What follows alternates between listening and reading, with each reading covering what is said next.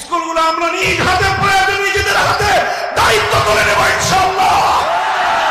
এদেশে মুসলমানদের শিক্ষা ব্যবস্থা আল্লাহর কোরআনকে বাদ দিয়ে জাতীয় শিক্ষা কারিকুলাম চলতে পারে না, সামনের দিনে আমরা চলতে দেব না।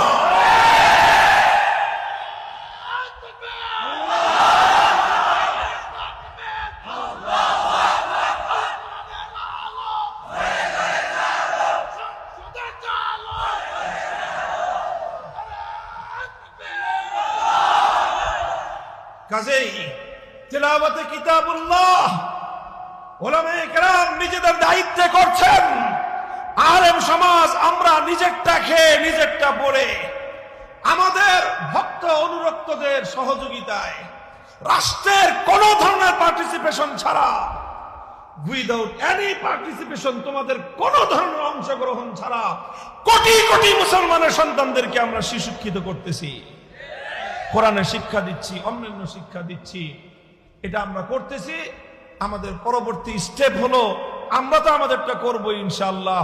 জাতীয় শিক্ষা কারিকুলাম প্রাথমিক প্রাইমারি স্কুলগুলো কোরআনী শিক্ষা থেকে শূন্য থাকতে দেওয়া হবে না। আমরা আটঘাট বাঁধতেছি ইনশাআল্লাহ। আমরা সেই প্রস্তুতি নিচ্ছি।